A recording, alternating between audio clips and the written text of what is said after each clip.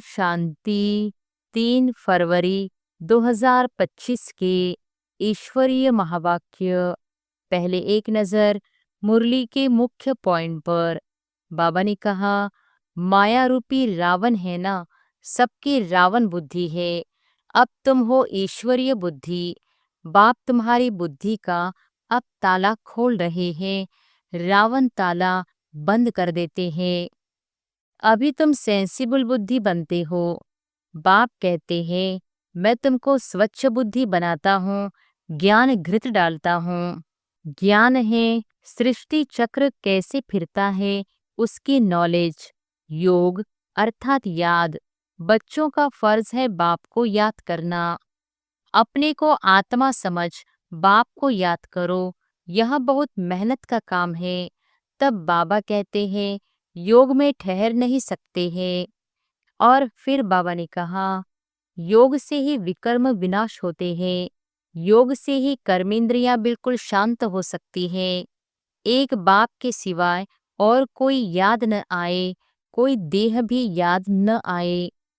ईश्वर को योगेश्वर नहीं कहेंगे, तुम योगेश्वर हो।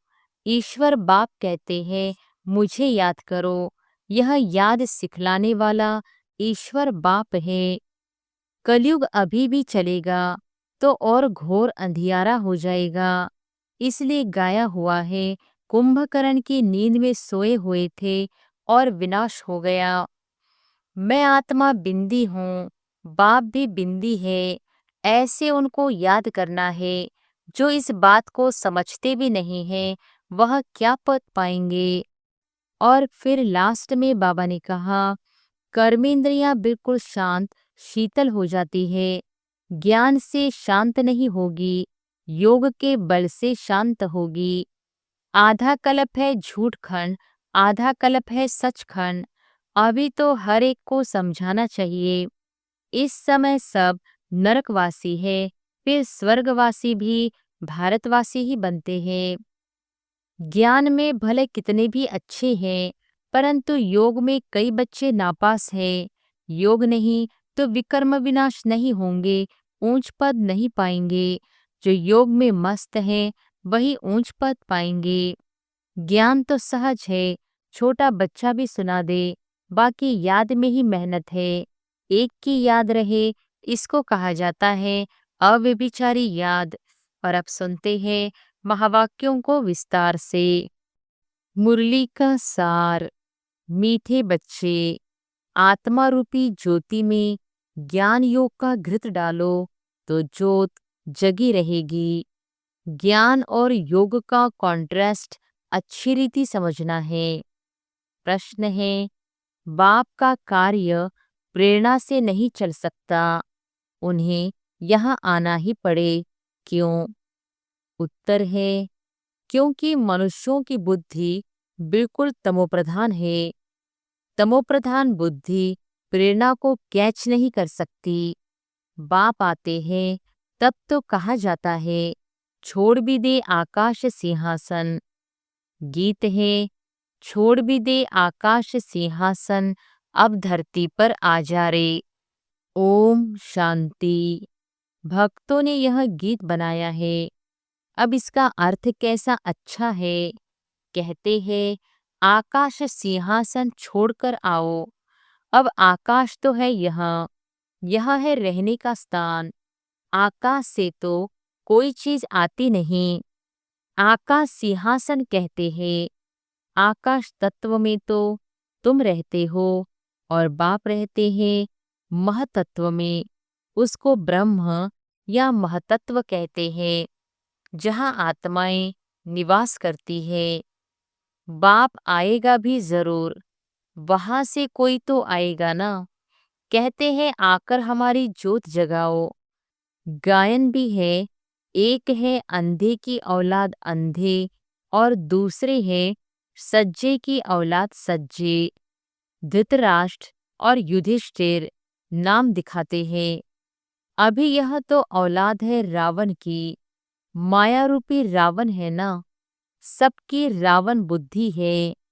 अब तुम हो ईश्वरीय बुद्धि। बाप तुम्हारी बुद्धि का अब ताला खोल रहे हैं, रावण ताला बंद कर देते हैं। कोई किसी बात को नहीं समझते हैं तो कहते हैं यह तो पत्थर बुद्धि है।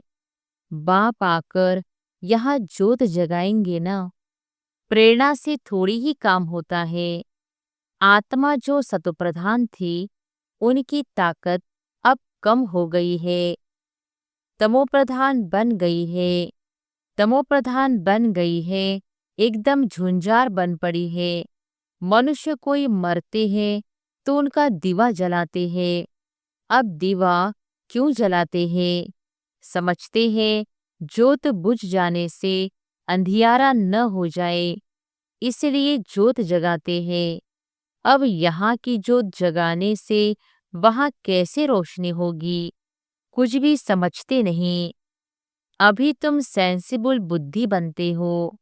बाप कहते हैं मैं तुमको स्वच्छ बुद्धि बनाता हूँ, ज्ञान घृत डालता हूँ। है यह भी समझाने की बात, ज्ञान और योग दोनों अलग चीज है। योग को ज्ञान नहीं कहेंगे। कोई समझते हैं भगवान ने आकर यह भी ज्ञान दिया ना कि मुझे याद करो, परंतु इसे ज्ञान नहीं कहेंगे। यह तो बाप और बच्चे हैं। बच्चे जानते हैं कि यह हमारा बाबा है, इसमें ज्ञान की बात नहीं कहेंगे। ज्ञान तो विस्तार है, यह तो सिर्फ याद है। बाप कहते हैं मुझे याद करो, बस यह तो कॉमन बात है। इनको ज्ञान नहीं कहा जाता। बच्चे ने जन्म लिया सो तो जरूर बाप को याद करेगा ना। ज्ञान का विस्तार है। बाप कहते हैं मुझे याद करो, यह ज्ञान नहीं हुआ। तुम खुद जानते हो हम आत्मा हैं, हमारा बाप परम आत्मा परमात्मा है। इसे ज्ञान कहेंगे क्या? बाप को पुकारते हैं। ज्ञान तो है नॉलेज। जैसे कोई एमए पढ़ते हैं, कोई बीए पढ़ते हैं, कितनी ढेर किताब पढ़नी होती है। अब बाप तो कहते हैं तुम हमारे बच्चे हो ना, मैं तुम्हारा बाप हूँ। मेरे से ही योग लगाओ, अर्थात याद करो। इसको ज्ञान नहीं कहेंगे। तुम बच्चे तो हो ही। तुम आत्माएं कब विनाश को नहीं पाती हो। कोई मर जाते हैं तो उनकी आत्मा को बुलाते हैं। अब वह शरीर तो खत्म हो गया, आत्मा भोजन कैसे खाएगी? भोजन तो फिर भी ब्राह्मण खाएंगे, परंतु यह सब है भक्ति मार्ग की रस्म।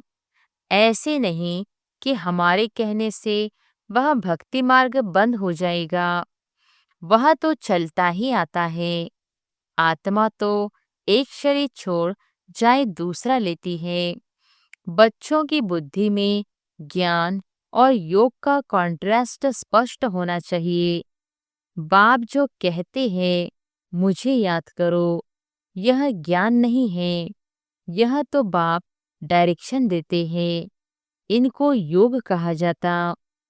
ज्ञान है सृष्टि चक्र कैसे फिरता है, उसकी नॉलेज। योग अर्थात याद। बच्चों का फर्ज है बाप को याद करना। वह है लौकिक, यह है पारलौकिक। बाप कहते हैं मुझे याद करो तो ज्ञान अलग चीज हो गई। बच्चे को कहना पड़ता है क्या कि बाप को याद करो? लौकिक बाप तो जन्मते ही याद रहता है। यहाँ बाप की याद दिलानी पड़ती है, इसमें मेहनत लगती है। अपने को आत्मा समझ बाप को याद करो, यह बहुत मेहनत का काम है। तब बाबा कहते हैं योग में ठहर नहीं सकते हैं। बच्चे लिखते हैं बाबा याद भूल जाती है। ऐसे नहीं कहते कि ज्ञान भूल जाता है। ज्ञान तो बहुत सहज है, याद को ज्ञान नहीं कहा जाता। इसमें माया के तूफान बहुत आते हैं। भले ज्ञान में कोई बहुत तीखे हैं, मुरली बहुत अच्छी चलाते हैं, परंतु बाबा पूछते हैं, याद का चार्ट निकालो, कितना समय याद करते हो। बाबा को याद का चार्ट यथार्थ रीति बनाकर दिखाओ। याद की ही मुख्य बात है। पतित ही पुकारते हैं कि आकर पावन बनाओ। मुख्य है पावन बनने की बात। इसमें ही माया के विघ्न पड़ते हैं। शिव भगवानो वॉच, याद में सब बहुत कच्चे हैं। अच्छे अच्छे बच्चे जो मुरली तो बहुत अच्छी चलाते हैं, परंतु याद में बिल्कुल कमजोर है। योग से ही विकर्म विनाश होते हैं। योग से ही कर्मेंद्रियां बिल्कुल शांत हो सकती है। एक बाप के सिवाय और कोई याद न आए, कोई देह भी याद न आए। आत्मा जानती है यह सारी दुनिया खलास होनी है। अब हम जाते हैं अपने घर, फिर आएंगे राजधानी में। यह सदैव बुद्धि में रहना चाहिए। ज्ञान जो मिलता है वह आत्मा में रहना चाहिए। बाप तो है योगेश्वर जो याद सिखलाते हैं। वास्तव में ईश्वर को योगेश्वर नहीं कहेंगे, तुम योगेश्वर हो। ईश्वर बाप कहते हैं मुझे याद करो। यह याद सिखलाने वाला ईश्वर बाप है। वह निराकार बाप शरीर द्वारा सुनाते हैं। बच्चे भी शरीर द्वारा सुनते हैं। कई तो योग में बहुत कच्चे हैं, बिल्कुल याद करते ही नहीं। जो भी जन्म जन्मांतर के पाप है सबकी सजा खाएंगे। यहाँ आकर जो पाप करते हैं वह तो और ही 100 गुना सजा खाएंगे। ज्ञान की तिक तिक तो बहुत करते हैं, योग बिल्कुल ही नहीं है, जिस कारण पाप भस्म नहीं होते, कच्चे ही रह जाते हैं। इसलिए सच्ची सच्ची माला 8 की बनी है। 9 रतन गाए जाते हैं। 108 रतन कब सुने हैं? 108 रत्नों की कोई चीज नहीं बनाते हैं। बहुत है जो इन बातों को पूरा समझते नहीं है। याद को ज्ञान नहीं कहा जाता, ज्ञान सृष्टि चक्र को कहा जाता है। शास्त्रों में ज्ञान नहीं है, वह शास्त्र है भक्ति मार्ग के। बाप खुद कहते हैं मैं इनसे नहीं मिलता, साधुओं आदि सबका उद्धार करने मैं आता हूँ। वह समझते हैं ब्रह्म में लीन होना है। फिर मिसाल देते हैं पानी के बुदबुदे का। अभी तुम ऐसे नहीं कहते, तुम तो जानते हो हम आत्माएं बाप के बच्चे हैं।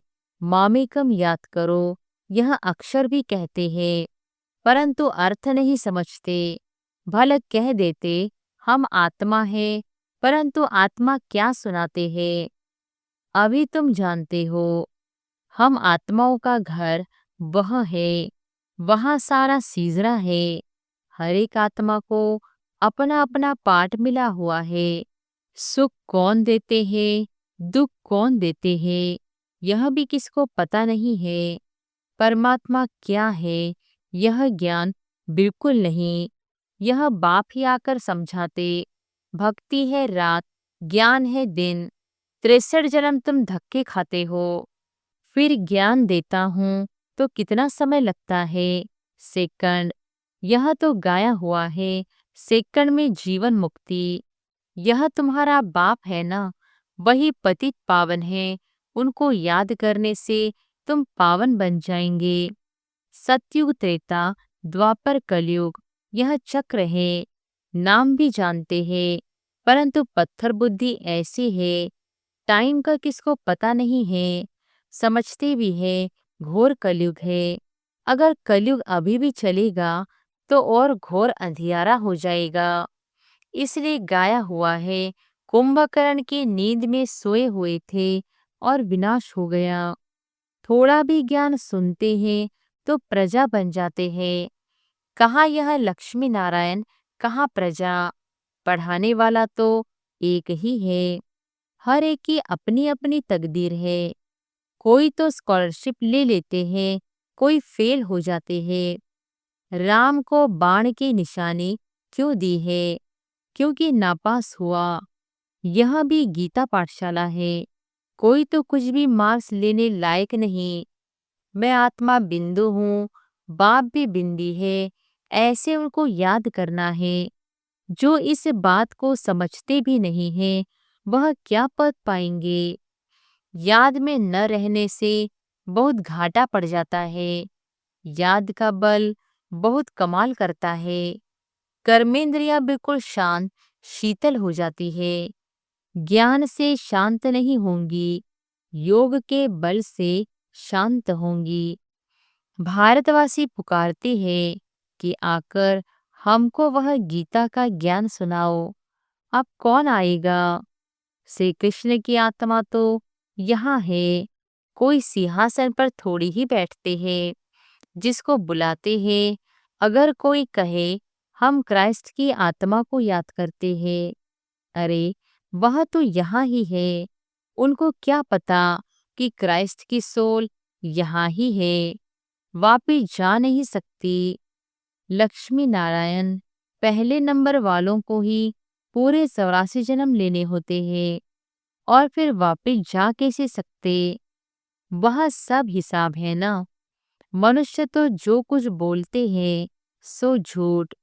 आधा कल्प है झूठ खंड, आधा कल्प है सचखंड। अभी तो हर एक को समझाना चाहिए। इस समय सब नरकवासी है, फिर स्वर्गवासी भी भारतवासी ही बनते हैं। मनुष्य कितने वेद शास्त्र उपनिषद आदि पढ़ते हैं, क्या इससे मुक्ति को पाएंगे? उतरना तो है ही। हर चीज सतो रजो तमो में जरूर आती है। न्यू वर्ल्ड किसको कहा जाता है? किसको भी यह ज्ञान नहीं है। यह तो बाप सम्मुख बैठ समझाते हैं। देवी देवता धर्म कब किसने स्थापन किया? भारतवासियों को कुछ भी पता नहीं है। तो बाप ने समझाया है। ज्ञान में भले कितने भी अच्छे हैं, परंतु योग में कई बच्चे नापास है। योग नहीं तो विकर्म विनाश नहीं होंगे, ऊंच पद नहीं पाएंगे। जो योग में मस्त है वही ऊंच पद पाएंगे। उनकी कर्मेंद्रियां बिल्कुल शीतल हो जाती है। देह सहित सब कुछ भूल देही अभिमानी बन जाते हैं। हम अशरीरी हैं। अब जाते हैं घर। उठते बैठते समझो अब यह शरीर तो छोड़ना है। हमने पार बजाया, अब जाते हैं घर। ज्ञान तो मिला है। जैसे बाप में ज्ञान है, उनको तो किसको याद नहीं करना है। याद तो तुम बच्चों को करना है। बाप को ज्ञान का सागर कहा जाता है। योग का सागर तो नहीं कहेंगे ना। चक्र का नॉलेज सुनाते हैं और अपना भी परिचय देते हैं। याद को ज्ञान नहीं कहा जाता। याद तो बच्चे को आप पे ही आ जाती है। याद तो करना ही है, नहीं तो वर्षा कैसे मिलेगा? बाप है तो वर्षा जरूर मिलता है। बाकी है नॉलेज, हम 84 जन्म कैसे लेते हैं? तमो प्रधान से सतो प्रधान, सतो प्रधान से तमो प्रधान कैसे बनते हैं, यह बाप समझाते हैं। अब सतो प्रधान बनना है बाप की याद से। तुम रूहानी बच्चे रूहानी बाप के पास आए हो, उनको शरीर का आधार तो चाहिए ना। कहते हैं मैं बूढ़े तन में प्रवेश करता हूँ, है भी वानप्रस्थ अवस्था। अब बाप आते हैं तब सारे सृष्टि का कल्याण होता है। यह है भाग्यशाली रथ। इनसे कितनी सर्विस होती है। तो इस शरीर का भान छोड़ने के लिए याद चाहिए। इसमें ज्ञान की बात नहीं, जास्ती याद सिखलानी है। ज्ञान तो सहज है, छोटा बच्चा भी सुना दे। बाकी याद में ही मेहनत है। एक की याद रहे, इसको कहा जाता है अव्यभिचारी याद। किसके शरीर को याद करना, वह है व्यभिचारी याद। याद से सबको भूल अशरीरी बनना है। अच्छा।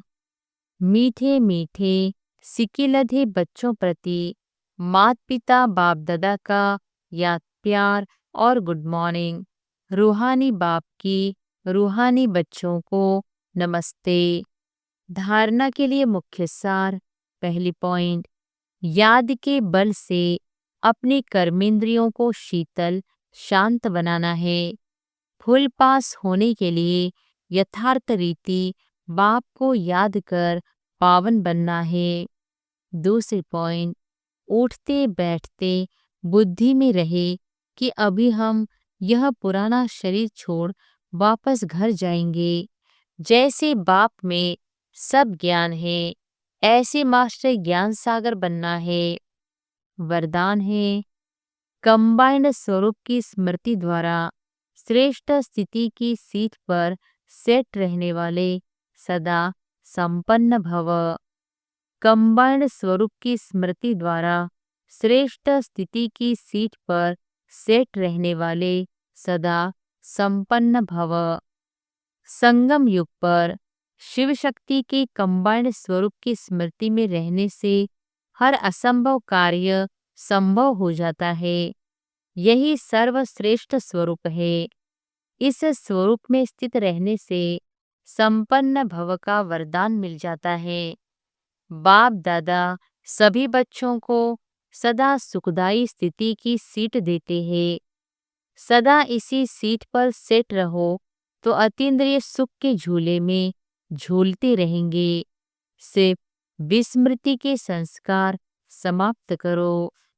स्लोगन है, पावरफुल वृत्ति द्वारा आत्माओं को योग्य और योगी बनाओ।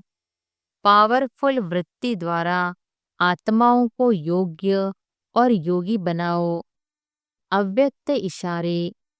एकांत प्रिय बनो, एकता और एकाग्रता को अपनाओ। एक मत का वातावरण तब बनेगा जब समाने की शक्ति होगी, तो भिन्नता को समाओ, तब आपस में एकता से समी पाएंगे और सर्व के आगे दृष्टांत रूप बनेंगे। ब्राह्मण परिवार की विशेषता है अनेक होते भी एक। यह एकता का वाइब्रेशन सारे विश्व में एक धर्म एक राज्य की स्थापना करेगा। इसलिए विशेष अटेंशन देकर भिन्नता को मिटाकर एकता लानी है। अच्छा, ओम शांति।